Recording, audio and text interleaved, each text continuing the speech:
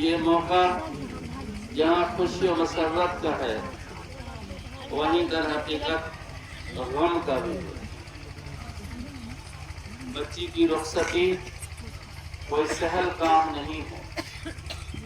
حضرت نبی کریم صلی اللہ علیہ وسلم کی آنکھیں مبارک جہاں اشکباریں ہوئی ہیں، انہی اشکبار موقعوں اور لمحوں میں سے ایک لمحہ حضرت فاطمہ کی رخصتی کا بھی ہے کہ اپنے گھر سے حضرت علی کے گھر رخصت فرما رہے تھے تو آقا جو جہاں حضرت محمد رسول اللہ صلی اللہ علیہ وسلم کی آنکھیں اشک بار تھی۔ راوی بیان کرتے ہیں کہ آنکھوں سے آنسو کے قطرے داڑھی مبارک پر موتیوں کی طرح ٹکے ہوئے تھے۔ تو اس اعتبار سے بچی کی رخصتی ہمارے لیے اور آپ کے لیے جہاں خوشی اور مسرت کا ہے وہیں بڑا صبر آزما بھی ہے۔ اللہ تعالیٰ محترم جناب عبد الملک شیخ صاحب حافظہ اللہ کو ہمت کے ساتھ، دعاؤں کے ساتھ اور اشکبار آنکھوں سے اپنی بچی کو رخصت کی سعادت نصیب فرمائے۔ یہ بچی رخصت ہو کر انشاءاللہ محترم جناب بھائی سجاد صاحب کے گھر جائے گی اور مجھے امید ہے کہ بچی کا جانا اور اس کا استقبال اس گھر میں بھی انشاءاللہ اچھی طرح ہوگا۔ آج کی یہ مجلس اور آج کا یہ موقع انتہائی سنجیدہ ہے اور پڑھے لکھے لوگ ہیں، جوان نوجوان طبقہ ہے۔ میں موٹے انداز میں چند باتیں آپ کی خدمت میں عرض کرتا ہوں۔ یاد رکھیے، نکاح حضرت محمد رسول اللہ صلی اللہ علیہ وسلم کی سنت ہے، بلکہ تمام پیغمبروں کی یہ سنت مستمر ہے۔ دنیا میں جو نکاح منعقد ہوتا ہے یہی نکاح آخرت میں کام آئے گا۔ جنت میں میاں بیوی کو دوبارہ نکاح پڑھانے کی نوبت نہیں آئے گی۔ پوری دنیا نے شادی کو ضرورت سمجھا ہے۔ مذہب اسلام کی بڑی خصوصیت یہ ہے کہ اس نے ضرورت سے اس کا درجہ، اس کا مقام اوپر اٹھایا ہے اور عبادت کے درجے پر فائز کیا ہے۔ یہ نکاح صرف ضرورت ہی نہیں ہے بلکہ نکاح عبادت ہے۔ نکاح میں جو خطبہ پڑھا گیا ہے اس خطبے میں کہیں پر بھی نکاح کا پیغام نہیں ہے، نکاح کی کوئی بات نہیں ہے، نکاح کا کوئی مسئلہ نہیں ہے، لیکن اس کے باوجود جناب محمد رسول اللہ صلی اللہ علیہ وسلم نے انہی آیات کا انتخاب کیا ہے۔ در حقیقت نکاح کے مسائل تو اس میں نہیں ہے، لیکن اتقوا اللہ، اللہ کے ڈر کا پیغام سنایا گیا ہے اور یہ ماسٹر کی ہے۔ جب یہ ڈر کسی نوشہ میں ہوگا اور نوشہ کے گھرانے والوں میں ہوگا تو یقین جان لیجیے دلہن کی زندگی اچھی گزرے گی، امن والی گزرے گی، چین والی گزرے گی، سکون و اطمینان والی گزرے گی۔ میرے بھائیوں یاد رکھیں، جب ہم اپنے سماج میں اور اپنے گھر میں انصاف کو قائم نہیں کریں گے تو آپ کو لوئر کورٹ سے لے کر کے سپریم کورٹ تک انصاف نہیں ملے گا۔ جہاں ہم با اختیار ہیں، جہاں ہم طاقتور ہیں اور جہاں ہمارے ہاتھ میں کچھ پاور ہے، اگر ہم نے وہاں انصاف نہیں قائم کیا تو آپ کو اس ملک میں انصاف نہیں ملے گا۔ میں دیکھتا ہوں کہ ہر باپ، ہر ماں یہ ارمان رکھتے ہیں اور یہ چاہتے ہیں کہ میری بیٹی، میرا داماد خوش رہے۔ اے کاش کہ وہی ماں، وہی باپ یہ بھی ارمان لے لے کہ میرا بیٹا بھی خوش رہے اور میری بہو بھی خوش رہے، تو گھر میں انصاف قائم ہوگا، گھر میں عدل قائم ہوگا۔ اگر ہماری بیٹی کے سر کا درد ہے تو کوئی بہو جو آئی ہے وہ بھی کسی کی بیٹی ہے اور اس کے سر میں اگر درد ہے تو وہ بھی درد ہے۔ اس درد کو، اس غم کو محسوس کرنا ہے۔ حضرت نبی کریم صلی اللہ علیہ وسلم کی ایک روایت جو مشکات شریف کے اندر موجود ہے، ایک صحابی نے پوچھا، یا رسول اللہ، ہم میں سے کسی نے شادی کی تو اس عورت کا ہمارے اوپر کیا حق ہے؟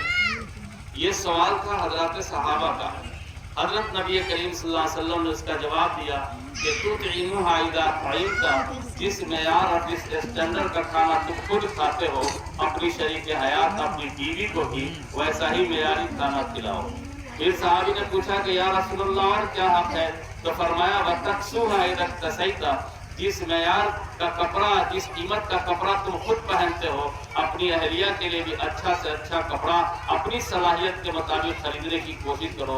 ऐसा न हो कि तुम्हारा कपड़ा कीमती हो और बीवी का कपड़ा फटीचर हो, ये अदल और इंसाफ के खिलाफ होगा। फिर सहाबी ने पूछा कि या रसूलल्लाह, किसी ने शादी की तो उसकी बीवी का क्या हक है उसके ऊपर? तो हुजूर ने फरमाया कि वला तज़रिबुल वजह, खुदा का वास्ता देता हूँ, कभी भी अपनी बीवी के चेहरे पे मत मारना, कभी भी मत मारना, कभी मत मारना। फिर पूछा सहाबी ने या रसूलल्लाह और क्या हक है? तो फरमाया वला तकब्बे, यानी उसकी माँ और उसके बाप की तरफ निस्बत करके कोई ऐसी बुरी बात मत कहना। बीवी औरतें तो सारा गम बर्दाश्त कर लेती है, लेकिन अपने बाप के बारे में, अपनी माँ के बारे में कोई बात सुनना गवारा नहीं करती। हम लोग फौरन कह देते हैं कि मैंने तुमको ऐसा खिलाया, ऐसा पहनाया कि तुमने बाप के यहाँ भी ऐसा नहीं देखा होगा। तो ये जो जुमला है ये किसी बम से कम नहीं है। ये जुमला ठीक है, किसी इंसान, किसी आबादी को हलाक नहीं करेगा, लेकिन जिस खातून को, जिस बीवी को आपने कहा है, उसके दिल को उसने यकीनन चकनाचूर कर दिया। इसलिए हुजूर ने फरमाया वला तो कब उसको ऐसी बुरी भली बात न कहो जिस बात से उसकी इज्जत नफ्स को सदमा पहुंचे, तकलीफ पहुंचे। याद रखिए, इज्जत नफ्स जिस तरह से हमारे पास है, आपके पास है, अल्लाह ने औरतों को भी इज्जत नफ्स दिया है। बल्कि इज्जत नफ्स औरत को क्या, जानवर को भी अल्लाह ताला ने दिया है। अभी चंद साल पहले पाकिस्तान में एक सांप गाय पाले हुए थे और उसको अखरोट, काजू, बादाम खिलाते थे। नौकर ने खिलाया और एक दिन कुछ गिरा दिया तो उस पर नौकर ने अपना चप्पल निकाल करके उस गाय के मुंह पर मारा, जिसका नतीजा हुआ कि गाय ने खाना बंद कर दिया।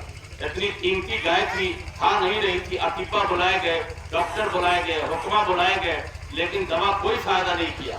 आखिर में बड़े बुजुर्ग हकीम को बुलाया गया, उसने पूछा कि भाई कब से खाना बंद किया है? तो फला वक्त से किया है।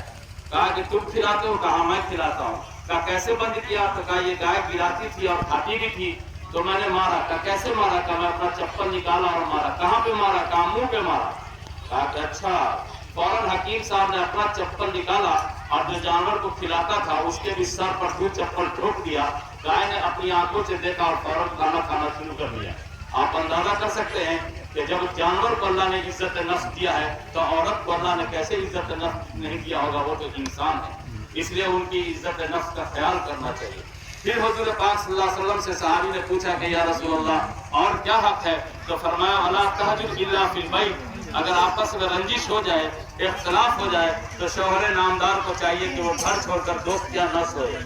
अगर शहर में रहते तो होटल में न रहे, बल्कि रंजिश के बावजूद भी उसी बिस्तर पर जाके सोए, ताकि रात में बीवी को मौका मिले अपनी गलती के एतराफ का और अपने शौहर नामदार को राजी करने का, मनाने का।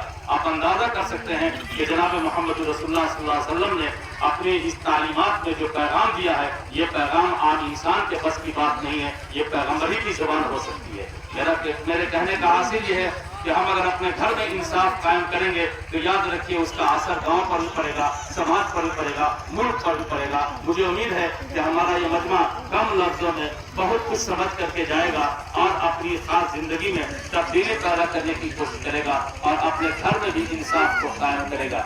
हम आने वाले मेहमानों का और मेजबानों का दिल की गहराई से शुक्रगुजार है कि आपने ये मौका मुझे अता फरमाया और ये चंद बातें मैंने आपकी खिदमत में अर्ज की। अल्लाह ताला इसको कबूल फरमाए। और मैं पेशी मोहतरम सज्जाद साहब को और मोहतरम जनाब अब्दुल मलिक शेख साहब को दिल की गहराई से मुबारकबाद देता हूँ कि होने वाला ये रिश्ता अल्लाह ताला दोनों को जन्नत तक का साथी बनाए और खैर खूबी से आरास्ता फरमाए।